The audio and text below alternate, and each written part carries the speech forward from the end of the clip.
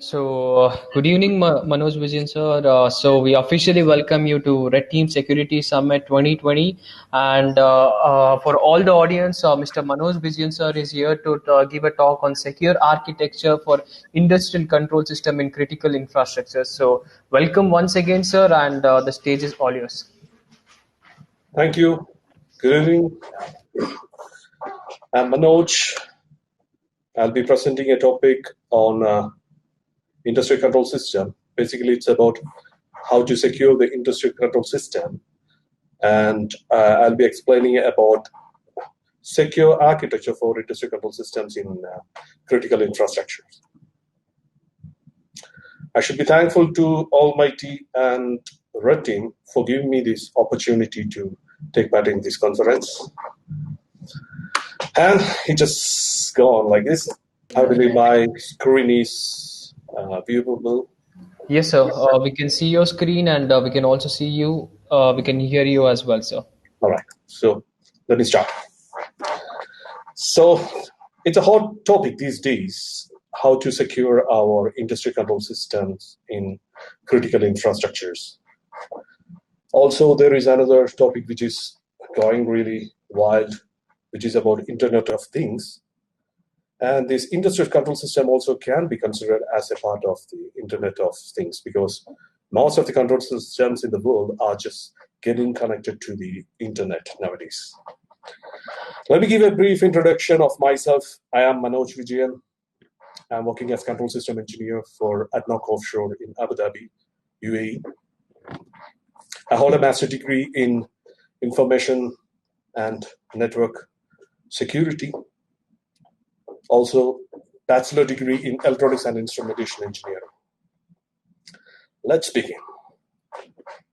The topic is about critical infrastructure and industrial control systems in critical infrastructures. So let's say, what is a critical infrastructure?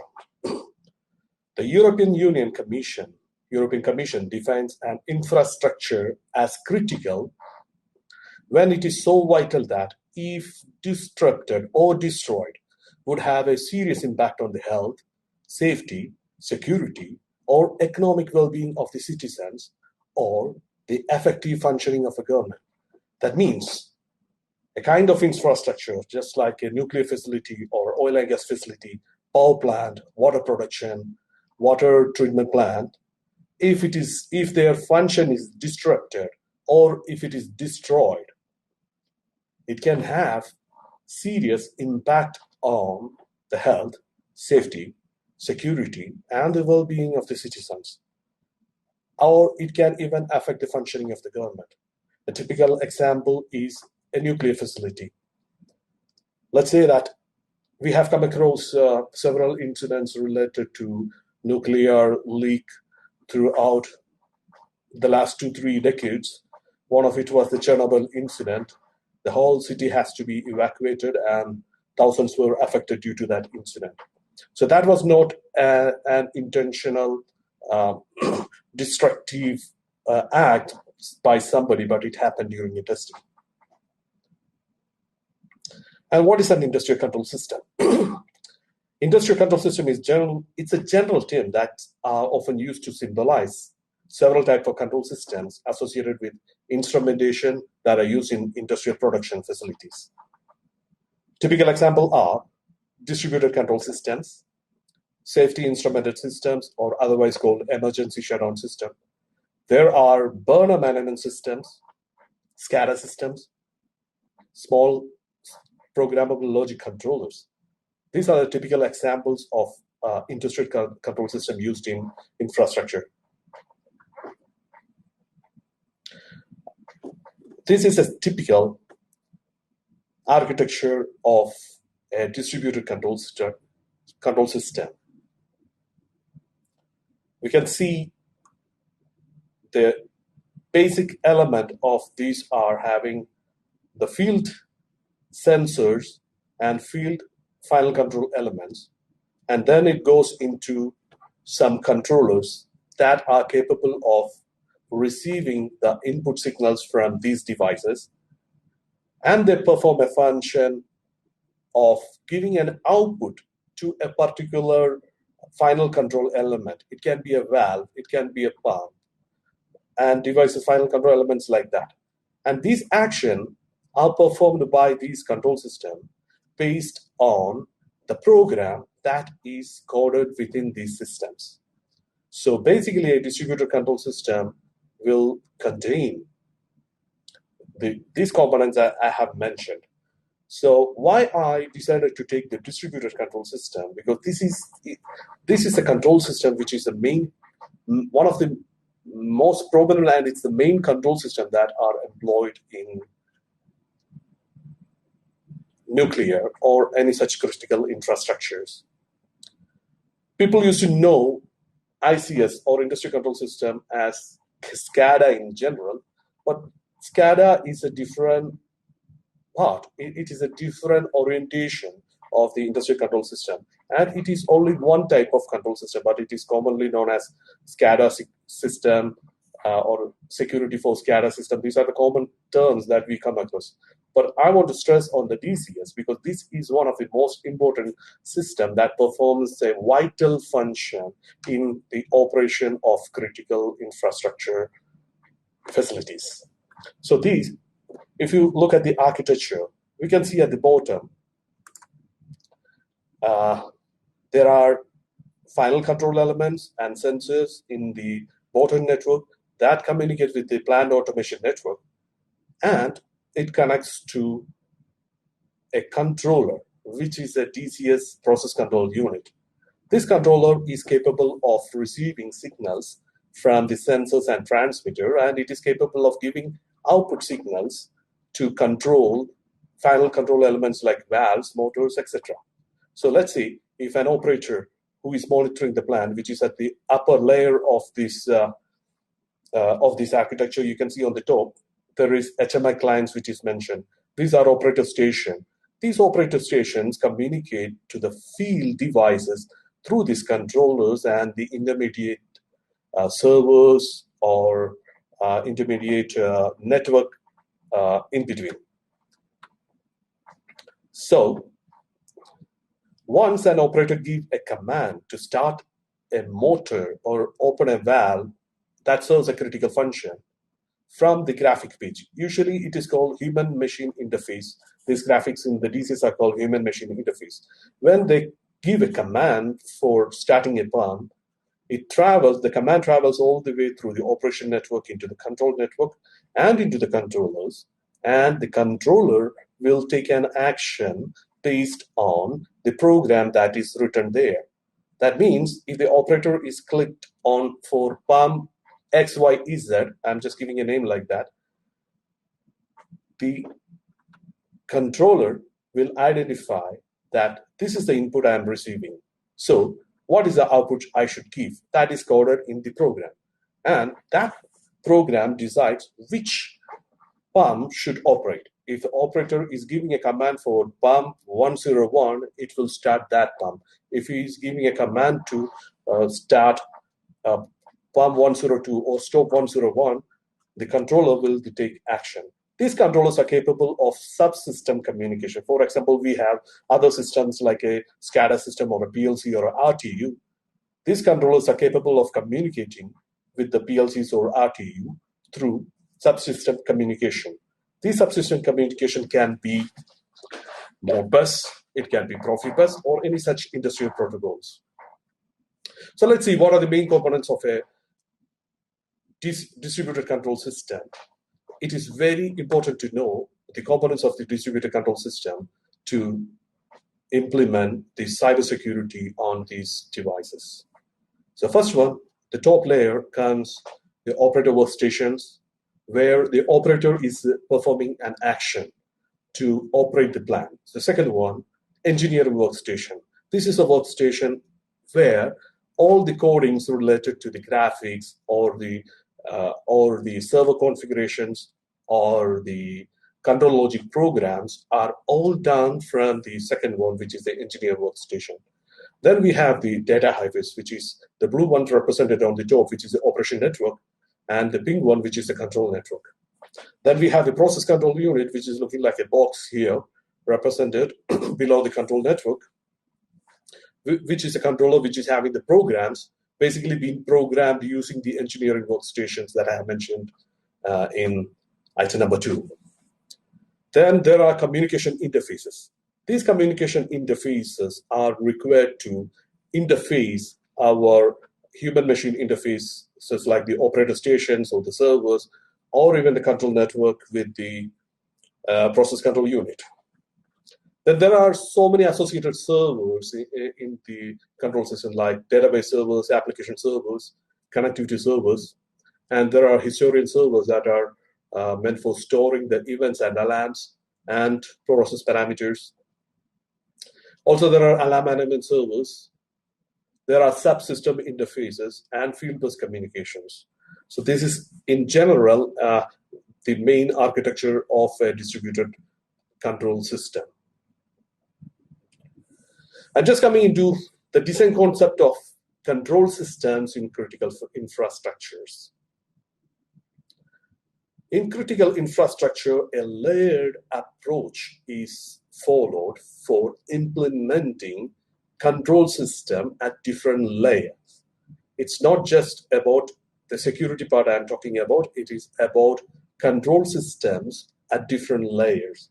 And there is a methodology which is called layer of protection analysis, which is normally used to identify what should be what control system should be there at what layer. So let's take a process plant like a nuclear facility.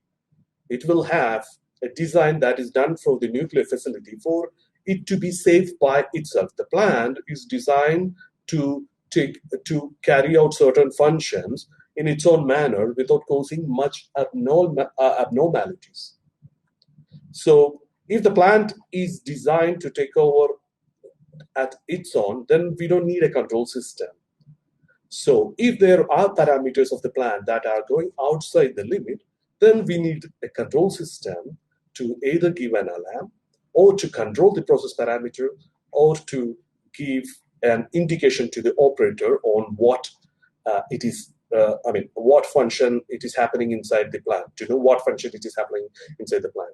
The first layer of low pass is about the plant itself being safe, plant design being safe. Second one is basic process control system. And the third one is alarm and operator intervention. The 2 and 3 layers forms the DCS control system. And above the DCS control system, let's say we have a failure of this DCS control system.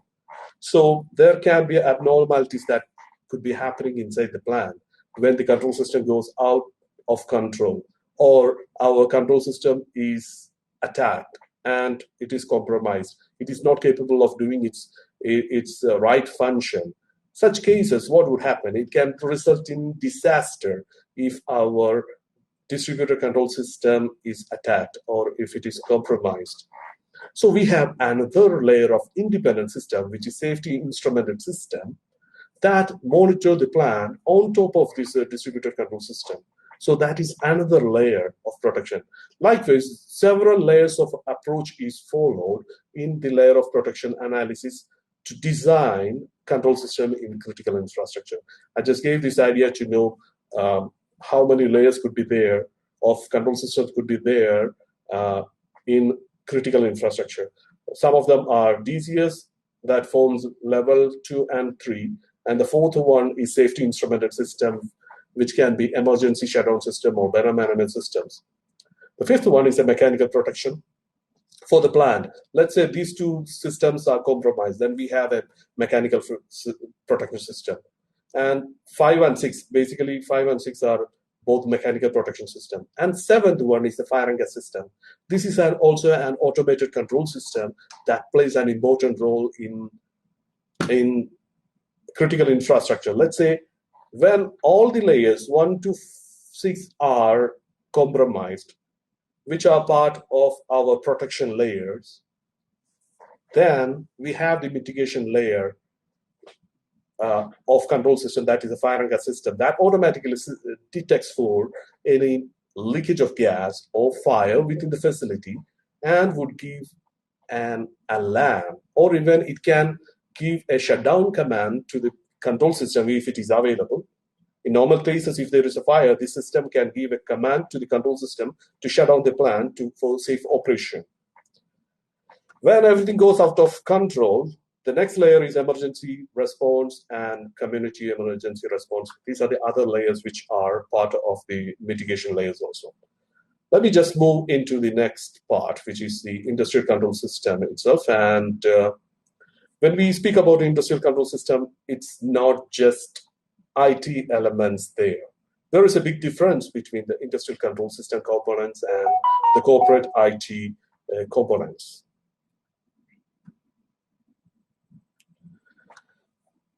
The major difference in securing ICS and typical computer system in the ICS components that do not always use the standard information technology or hardware. So what I meant is that basically based on the difference in the performance requirement, reliability requirement, operating systems and application, risk management goals, security architecture, and security goals, there is a clear difference between the ICS and the corporate IT system. A corporate IT system engineer cannot directly work on an ICS or could not, or even they are not able to suggest the right security approach for ICS due to several impacts.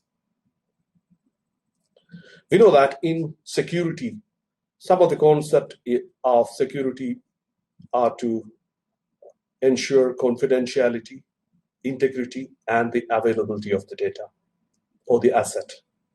So basically, when we look at the corporate IT, the priority 1 is for confidentiality of the data, and 2 is integrity of the data, and 3 is the availability of the data.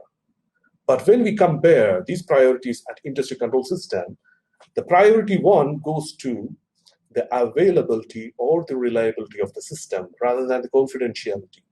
If the system is compromised, if it is not available, the result could be catastrophic. So in ICS environment, the priority is for the availability or the reliability of the system or the data. And second one is integrity and confidentiality. Of course, it should be there, and it falls in the last of the 3 priorities.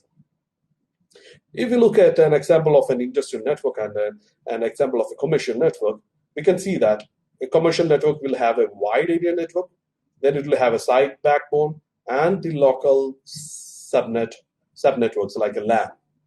So we can see mainly 3 layers only available at a commercial network. But on the left-hand side, you can see how an industrial control network is explained there. From the bottom, which is level 1, forms the field equipment network. Level 2, control network. Level 3, application network. Level 4, supervisory network. And level 5, external connections. This makes the industrial control system really complicated, and it is not direct like the corporate or commercial networks.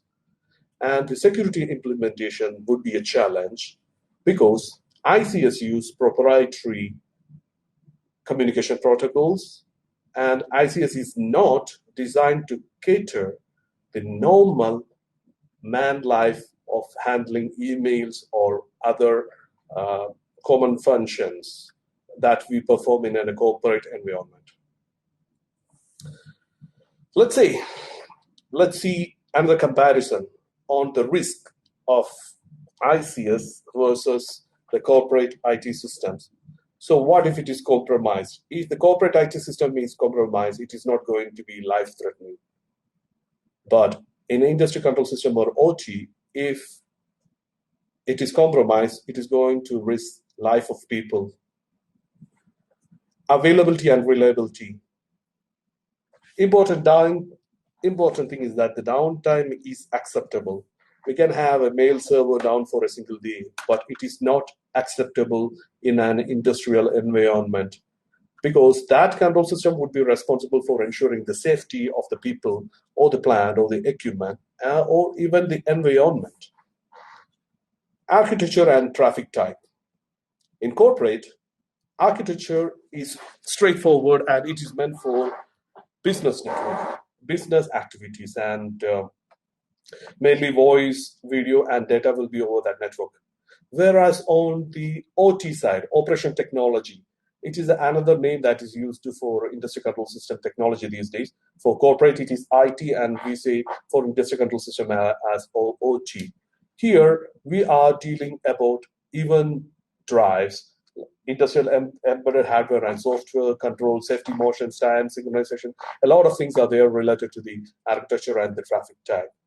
And interfaces. In IT environment, the common interfaces are the operating system. We'll have keyboards, mouse, web browsers, graphic interface, etc. These are the interfaces that we have in corporate IT. But when it comes into the OT environment, we have different things like sensors, servers that are performing special functions. We have switch, actuators, relays, PLC, DCS, SCADA, and lot of embedded designed devices. And the communication connectivity on the IT side, it is LAN based. It is purely TCP IP.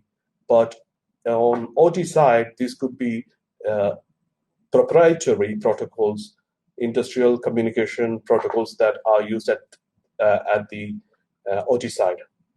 And the roles and responsibility of a corporate IT network is just to support and protect the business application. But on the OT side, it is all about supporting the availability, reliability, and the safety of the plant to support the plant's critical functions. There is a myth. The myth is that ICS systems are based on specialized hardware, proprietary code, and protocol standards, and only specialists knew how to use them, and nobody else, including hackers, could be interested in ICS domain because they follow a very different communication protocol compared to the IT. So these myths, these were actually the type of the attitude that worked by the industrial personnel, thinking that we are not going to be attacked because we have specialized hardware that nobody knows about it. We have proprietary code or protocol standards that nobody, even the hackers, are aware of it. And that's true to some extent. Also, the ICS plants, the critical infrastructures, operate in closed environment without any connectivity with other domain. But this is not true these days. Modern day ICS systems are connected to the internet. This is required for business analytical purposes, and that makes it more vulnerable than before. And it was mentioned earlier that ICS operate only in physically protected environment. Therefore, there was no reason for creating secure or robust ICS protocols or like cryptographic protections and all. Even now, we don't have ICS systems working with cryptographic protections.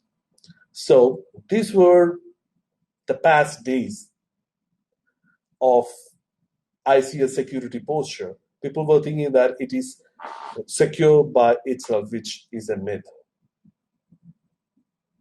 How secure are the ICS and the people operating it? Let's come into the attacks that has happened on ICS the last few decades. One of the famous and the eye-opener of ICS attack was the Stuxnet that has happened in Iran, in a nuclear facility in Iran that has compromised one of the control systems that is taking care of the nuclear facility. It was a targeted attack. Another one was Shamoon that happened in Saudi Arabia, which was a pure disk wiper that has cleared around 30,000 computer hard disks. And Havex, Black Energy, the German steel mill, there was an attack on German steel mill. And Black Energy 2, this was again an attack on the power system. And WannaCry was another cryptographic ransomware that has entered also into the ICS networks.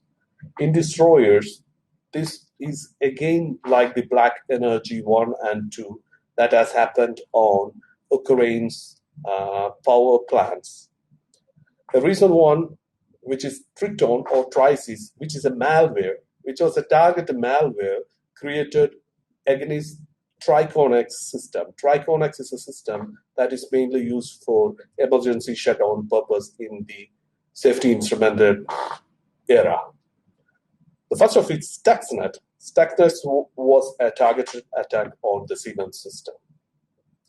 Let's have a look at how Stuxnet worked. The Stuxnet had the codes written to identify Siemens system and Siemens protocol. Through a USB drive, it has got into the plant network of that nuclear facility. Once it is in the Windows operating environment, it will not perform any activities at its own. It will be just silent, and not any antivirus could identify what that file is. It is a very harmless file. But it has found its route into the Siemens communication network, where it started replicating. It has gone into the S7 PLC system of Siemens and has performed some actions that was detrimental to the operation of this nuclear facility. Basically, what it was doing, it was learning the process parameters of the system, and it was giving malicious commands to the equipment like centrifuge that result in the damage of 800 centrifuge. But were the operators aware of what is happening inside the plant? No, they were not. The malware was capable of sending or relaying false values to the operator network, and the operator was seeing that everything is safe inside the plant. Basically, the plant was getting damaged, and the operator could take no action because he just believed what is getting displayed on his screen. So that's how Stuxnet worked, and it was a targeted attack. Let's look at the vulnerabilities in control systems. Actually, nowadays, if you look at the vulnerabilities of control system, it is vulnerable by default. That's the best term I can express about it. There is no way I can say that it is secure by default. The whole concept of secured, because it is because these control systems fall in isolated environment, that's no more practical these days. To understand the vulnerabilities associated with the control system, we must know first the type of the communications and the operation associated with the control system, as well as have an understanding of how attackers are using the system vulnerabilities to their advantage. So let's look at the basic vulnerabilities in the control systems. The concept of security through obscurity. This is the concept that ICS was normally surviving with. ICS is hidden from public network, and it's using proprietary obscure protocols. So basically, people were having an assumption that it is secure, but that is not really security. It is security through obscurity. Security was never a consideration during their isolation and the focus on process control, safety, and reliability. Basically, in an operating environment, they've mainly focused on how the process is controlled, how reliable the system is, and how safe it is to operate the plant. They never think about the cybersecurity. Other vulnerabilities are low processing threshold. Many ICS devices like PLCs and RTUs are having embedded processes, but they are having very low processing threshold. If you take the latest computers that we use at home, it has i7 or Wi-Fi or Intel processors like that. But these devices are having small embedded processors that are not having much processing power. If we send a heavy load of program into these devices, they may get freeze, they start getting restarted, or they may even lose network communication. Basically, their processing threshold is very low. This is one of the vulnerabilities in the control system by default itself. And weak network stack handling. The communication stack in the communication interfaces of the control systems are not having very high buffer. With a small xstring3 command, you will be able to take down the control system that are working on Ethernet because of their weak network stack handling. Most of the ICS systems are legacy systems because with Windows changing every 2 or 3 years, the ICS cannot go for replacing the Windows because its function is not like the IT environment where it is doing emails or data exchange or functions like that. But the function of ICS is so different and it costs millions. For a bigger network, it may cost billions. And nobody can afford to change the system because of operating system obsolescence. So when we look at the industrial control system, we can see that most of the systems are delivered years, like 10 to 15 years ago. And most of the control system vendors support these devices for 10 to 15 years. So we can think about what operating system will be there in their environment. In the ICS environment, we may even find Windows 95. We may find Windows 2000. We may find Windows XP. We may find Windows 7. All are obsolete system. But ICS environment, ICS, they cannot afford to replace these devices quite fast. Nowadays, the ICS networks are interfaced with the external network for business analytic functions. For the head office or the corporate network to get the details of the production live. So this makes it much more vulnerable. If somebody managed to get into the corporate network, they can easily get into the ICS network and cause much and severe damage than compromising the corporate IT system. Data infiltration is the maximum, or defamation is maximum that we can expect from a compromised IT network. But that's not the case with a compromised industrial control system. It can result in catastrophe. Other things are proprietary industrial communication protocols. Yes, to some extent, it is not known to all hackers, but they can also be reverse engineered at a reasonable cost. They are not really difficult to crack, and most of them are much vulnerable than the common IT protocols. Some of the industrial communication protocols are Modbus, OPC, which is OILI for process control, which is lately renamed as Open Platform Communication, Foundation Fieldbus, DNP3, DeviceNet, ControlNet, Profibus PA, DP, FMS, R, and quite a lot of them. Each vendor is having his own proprietary protocols. And ICS malwares. It is very easy to compromise ICS system if the malwares are crafted really well. Such are the examples that we have seen in our previous slide. Stuxnet, Shamol, Havex, all these were done through ICS malwares. And outdated security model. The security model that we have in most of the control system, 99% of the control systems are outdated models because they were not created with security in mind. Security was not a question until this decade.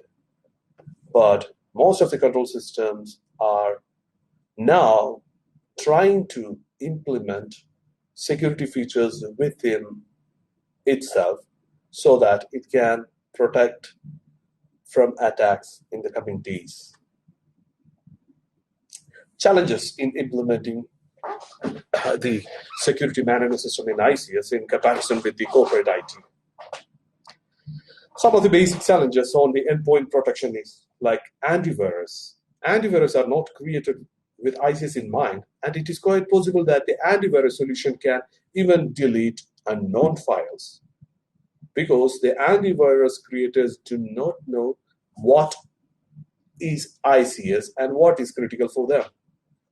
It can even delete license files. It can quarantine critical files that serve the critical functions in ICS. So think of what would happen if an antivirus patch recently released, which when deployed, it is quarantining or deleting some of the critical files that is performing some essential function in the ICS. In past days, this was happening with some of the license files from the vendors. Once the license is lost, the ICS cannot perform its function. Other challenges in implementation are technology life support. Most of the ICS components are old and are supported for 10 to 15 years. It is not very easy like a corporate environment to change the operating system every year, which is not really practical at all. Other cases about OS patch management. In corporate environment, okay, a new patch has been released by Microsoft and we are going to push it into the network. If there is anything happen, they can roll back. But in ICS, they cannot afford to frequently patch their system because some of the patches can result in malfunction, and such type of malfunction can result in an outage or a production loss or even a safety concern. So patching an operating system in ICS environment is not really an easy task. Testing and audit methods. If we want to perform a penetration test on a corporate network, yes, we can take the return permission from the company and have a contract placed with an agreement. We can start doing the penetration testing, but that's not the case with an ICS. When we are performing actions like Nmap or NESA scans on the network, it can result in severe system failure when it is done on an ICS network. So doing penetration testing on a live ICS network is not an easy task. Other one is secure system development. Historically, security is not an integral part of the development process of ICS. But nowadays, ICS vendors are keeping security in their mind and they are manufacturing their devices with security implemented. But there are thousands and thousands of the system in the world that are not having any inbuilt security within them. Let's have a look at the ICS security architecture. This is a typical ICS security architecture where there is an enterprise network that is connected to a PLAN network through a firewall. So this is one of the common network architecture that is seen throughout the world. And a typical approach. We must look into a layered defense in-depth approach where the network is fragmented into different layers based on their functionality. One of such security approach for fragmenting the networks based on the functionality was advised by ISA, which is International Society for Automation, in their standard, that is ISA Purdue Model 99. Later, it is being known as IEC 62443. That is the standard that defines a clear, secure architecture for ICS. and that is known as Purdue model for control hierarchy logical framework. So this was the one that I have explained a while ago, a simple ICS network, which need to be fragmented based on the ISA or IEC standards. So the Purdue model classifies or segment the network into 5 different zones and 5 different levels, which is level 0, which is the process layer, level 1, the basic control layer, level 2, the area supervisory control layer, and these layers are normally known as cell area zone. Then level 3, site manufacturing operation and control layer, and level 4 and 5, which is a part of the enterprise zone. For an ICS security engineer, his concern will be from level 0 to level 3. Anything above level 3, 4, and 5 will be part of the corporate IT.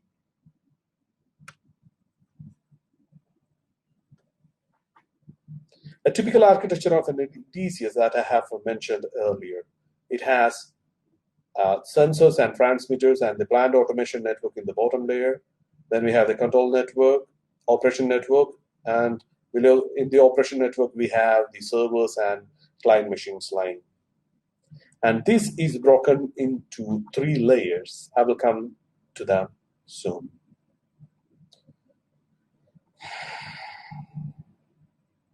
So the level 0, which is a cell area zone or level, which is related to the basic process or the process sensors or the transmitters available at the field. This level will be having all the devices that collect data from the process plant and send it to the controllers. That was shown here. So the sensors and transmitters, all of them communicate with the controllers. And at this zone, which is cell zone level 0, they are all the network related to the sensors and transmitters. The next layer is level 1, which is a basic control layer. This is the layer where all control equipments like the distributed control system, the programmable logic controllers, RTU exist. So these sensors and transmitters will be wired to the level 1 basic control network. So this type of segmentation was not earlier there until ISA came with the Purdue architecture. So level 0, we have the sensors and transmitter. Level 1, we have the basis process control system. And the security must be provided at each level. It's not like a level like this where we have a security between the corporate network and the control network.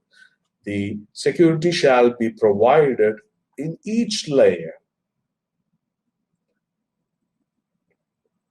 So each of the layers should be having a security implementation sensors. Then it comes to the basic control system where our controllers are there that take the signals from the field and give the signals output based on the programs that is downloaded into the system. And the third one is the area supervisory control. The control rooms will be having big screens. Those are computers made with special graphic programs, which are called HMI or human interface devices, that gives an alarm or an alert during an abnormality in the plant. So basically the sensor, what value it is fed by the sensor to the controllers will be displayed here, and it will give alerts if there are any issues related to that system. And the next layer is level 3, which is the site manufacturing and operating control system. This is where we have the historian servers and other servers like we can have our OPC servers that need to be to the corporate network for data transfer. So these level 3 are often responsible for managing or controlling, managing the plant operation to produce desired end product. So they may contain plant historian, production reporting system, production scheduling system, reliability assurance, engineering workstation. All these will be put at level 3. So basically here we have seen, so this area we will be taking out and will be put under level 3. And the security shall be implemented accordingly. And level 4, which is the enterprise zone 4, here they may have the softwares of the system for data analysis, for the live data from the plant. They can monitor from their corporate network. For such functions, they use several technologies like the PI, CoSite, and this network will be normally managed by the IT environment. But this is the between the 3 and 4 is where we have the interface between the IT and OT, the operational technology. And level 5, of course, it is the enterprise network, which has connection to the internet. So we have 5 layers or to reach, for an attacker to reach to our control system, to the basic element. There are several layers now. So it's not going to be as easy as it was when our architecture was like this. So this type of architecture is going to really help us in protecting the control system from attacks. So this is a typical architecture that is shown for each of these levels, and this is something that is published by ISA in their paper, and that shows the level 0, level 1, level 2, level 3, and the demilitarized zones, level 4 and level 5. So many firewalls and other technologies, security technologies are applied in each of these layers to have the security achieved. So basically, an attacker who is needing an access, he has to come through all these firewalls at the higher level in the corporate network. Then all these devices has to be compromised down till level 2 to do a harmful function on the ICS. Advisable security solutions for each of the layers. Basically, we have to employ the defense in-depth approach and ensure network segmentation. So basically, in the level 0, the process layer, where we have the sensors, and if any industrial protocols are used, like field bus or Profibus, to communicate between the field transmitters and the controllers, then we need to have industrial protocol firewalls in between. The second layer, level 1, the basic control, where we have the PLCs and all. At this layer, if we have subsystem communication, like Modbus communication that communicates with the PLC or an OPC to communicate with another system, in all these cases, we need industrial protocol firewalls. Normal firewalls from the corporate environment is not going to serve this purpose. Their functions are so different. The normal firewalls applied in the corporate environment will not be able to capture the ICS protocol traffics properly, and they will not be able to perform the right function as well. Level 3, area supervisory control. This is where we have the monitoring functions applied. Our control room devices like the HMIs, the servers and all will be lying on this network, this in the supervisory layer. And normally what it has to be applied here are the endpoint protection for the workstations, engineer station, servers, and storage. We have to apply endpoint protection. Application control and whitelisting, file integrity control, antivirus, host intrusion preventions are to be applied at this layer to protect the workstations like the HMI workstations or the engineering workstations or application servers in this layer. The third layer, which is the site manufacturing and operating layer, here is where we have the creation of the DMC happens. It is where any server that is requiring an external connection, like the patch management systems, like a WSUS, Windows Server Update Services. When WSUS is used, it must be placed in layer 3 because it is facing towards internet. It needs direct connection to internet and must be placed in the DMC. And there must be system hardening done at this layer. We can have disaster recovery systems here. We can have network monitoring solutions and SIM solutions at this layer. Level 4 and level 5 implementation shall be done by the corporate IT department, and it is not the ICS job. So in this architecture, we can see level 0 to level 3 are the levels that an ICS engineer or an ICS system is concerned about. And that's all my presentation on the secure architecture of industrial control systems. If you have any questions, you are welcome.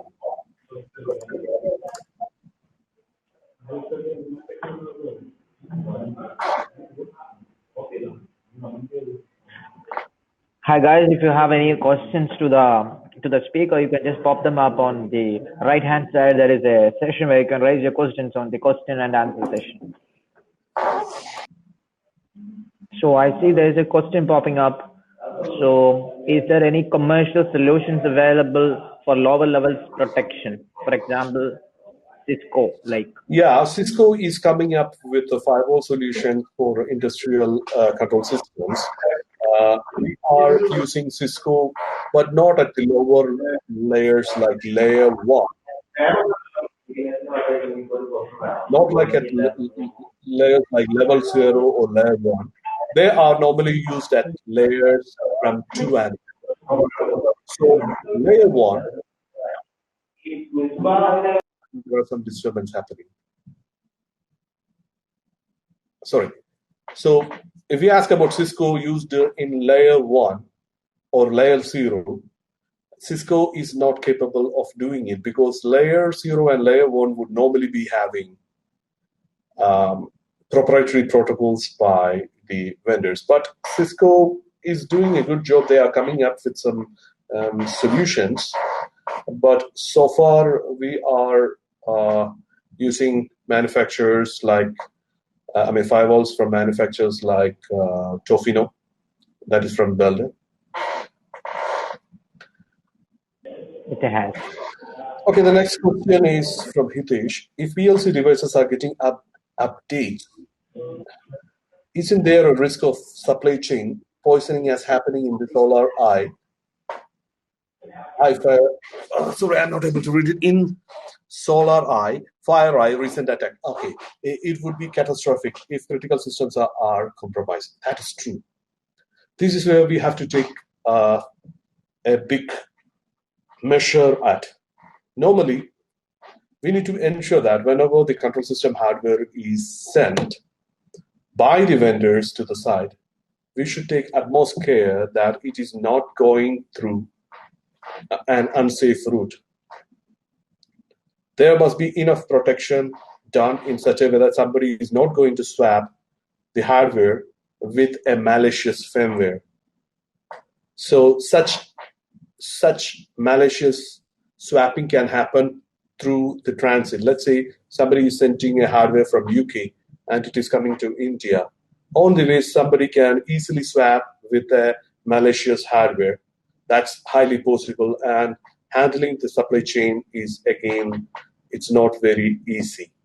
But the best thing that we have to do is once we get the hardware, we should have a test system.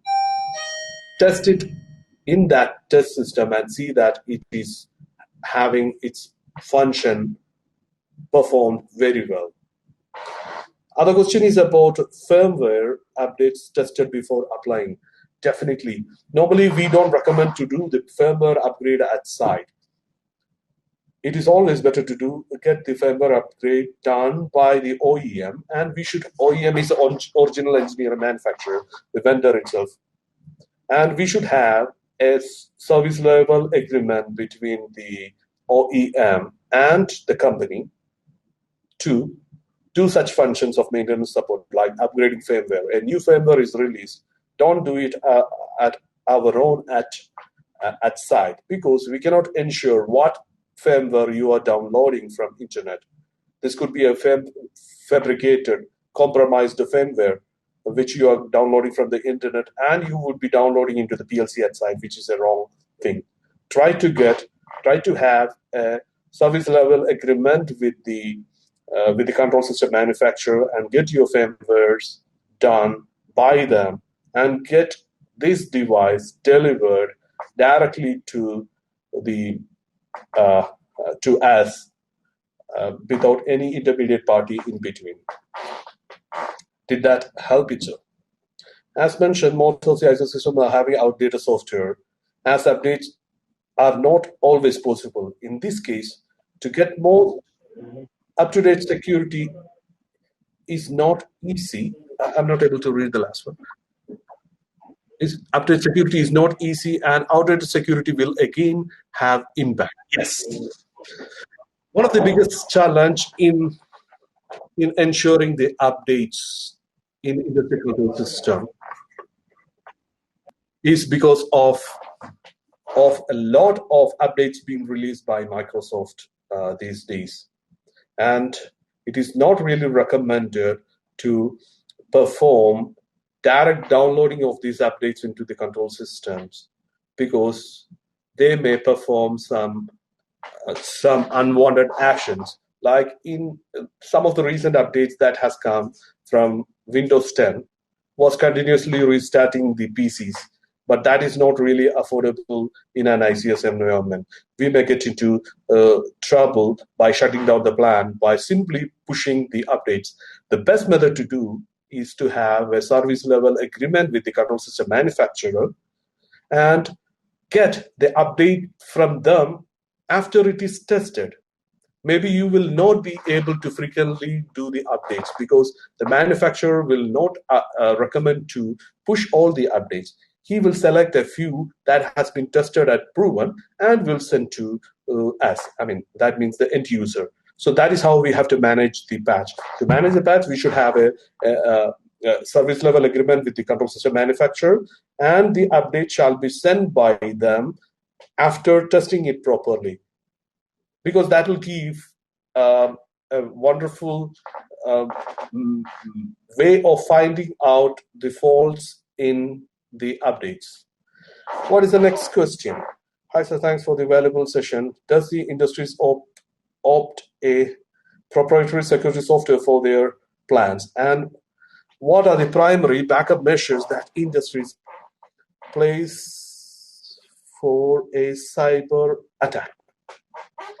Okay, the proprietary softwares, the recent development in Honeywell and other manufacturers, they are coming up with their own protocol firewalls that is embedded into their controllers. In ISA, International Society for Automation, they have come up with a new certification program for the control system manufacturer called EDSA, Embedded Device Security Assurance. As a part of these certification programs, they are building the new industrial control system controllers and other components with security features inbuilt. And there are not many manufacturers who are having such certified system. The manufacturers like Schneider, Honeywell, ABB, and Yokogawa, they are having such certified systems that are having inbuilt security features like firewalls or intrusion detections within. What are the skill set additional knowledge required to protecting the lower level 03 for any cybersecurity? Oh, sorry. Before I come back to this one, did it answer the question, Mr. Lordwin K. Raj? That okay, you asked about what are the primary backup measures that the industries place for a cyber attack. Okay. So first of all, I mentioned about the proprietary protocol firewalls that are coming up with the EDSA certification for the manufacturers. In addition to that, other solutions we have to implement based on the components. Like if we are using the normal PCs and servers in our network, we have to employ the hardening techniques, normal hardening techniques that we can employ on our operating system or on the network devices. And we can have monitoring functions, log management, disaster recovery, all functions are performed on the level 2 and level 3 IT hardwares. Did that answer, Mr. Lordwin Keraj? If so, I'll move to the next one. What are the additional skill set or knowledge required for protecting the lower level for cyber security professional? Or is it handled by ICS engineers generally? Yes, this is a challenging task for somebody who is new into the ICS technology. You may have to take some kind of course. The course will just give you some idea about how the ICS environment is operating, but you will not be having a clear idea when you think about protecting the ICS at a different level. Like an ICS engineer will not be able to understand the security technology. He'll be solely an ICS engineer. He won't be having the security capabilities. At the same time, a corporate IT security guy won't be having the knowledge of ICS environment.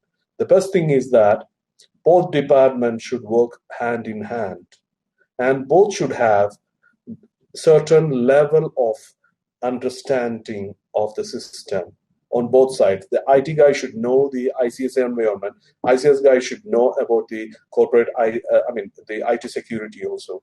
In this way, only we can move along. Also, we have to consult the ICS manufacturers to provide the best solution.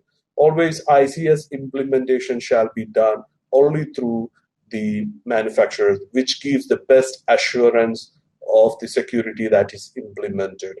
And in addition to that, what are the additional knowledge required?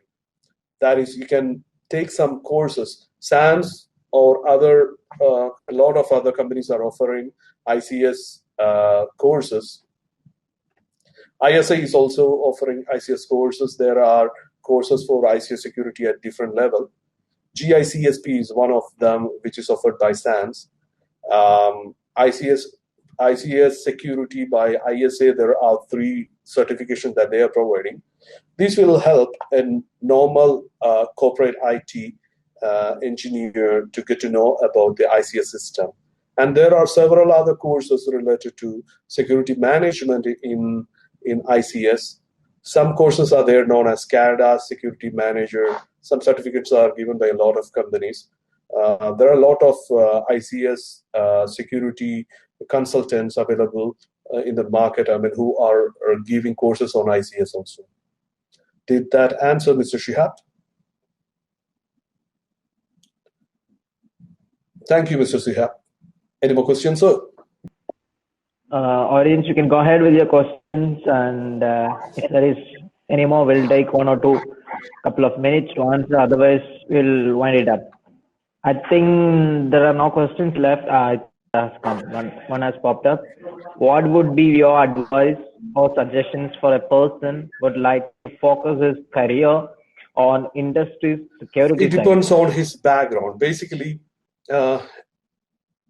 if somebody is from an instrumentation or a control system background, and if he takes IT security course, that will help them a lot to understand the industry and to cater the purpose. On the other hand, if it is a computer engineer, if he's taking ICS basic courses like PLC and SCADA or DCS courses, he'll be able to know what are the devices and what are to be protected, what are the communication protocols like that. And if somebody wants to be developed as an ICS security engineer, either way, he can be a computer engineer who is specialized in security, or a control system engineer who is having a bachelor's degree in instrumentation or control, both having to take different courses. As IT engineer would need to take a lot of courses on the control hardwares and the functioning of the control systems, whereas the other team, like a control system engineer or an instrument engineer, will need to take some courses on IT security to serve the purpose. Did that answer it, sir? Thank you. So I think that is end of the question answer session. So I take this opportunity to thank Mr. Vijayan for his power-packed and very energetic presentation. It was really informative. So I myself was in the all throughout the session, and then I myself enjoyed being here, attending the session. It was very informative for me, and I do believe it is obviously for the audience as well. So I also have to thank him again for the detailed, he was discussing all the questions, he was taking all the questions, he was answering them. So it was a kind gesture from you, sir. Really we are very grateful to have you with. We are very grateful to have you with the RedTeam Security Summit this evening. So everyone here, so I wish there was a chance we could meet physically. So there is no possibility. So it's virtual but worthful, as we see in the tagline. So I thank everyone, and especially Mr. Manoj Vijayan, for the wonderful talk and the session that we just had. And I would, so there is again one more session happening on the other side. So that is the introduction to API hacking. So the audience, you can move to the other side and attend the other sessions happening over there. So thank you guys. Thank you, Mr. Manoj Vijayan, sir, for the solid time that we had. Thank you so much. Thank you, everyone. Thank you, RedTeam, for arranging this Summit 2020 Season 3. And I'm really thankful that you could shortlist my paper and give an opportunity to present it in front of this crowd. Thank you. Thanks a lot. You are welcome, and I'll be conveying the same from everyone to the RedTeam family. Great. Hope to see you soon. Bye-bye.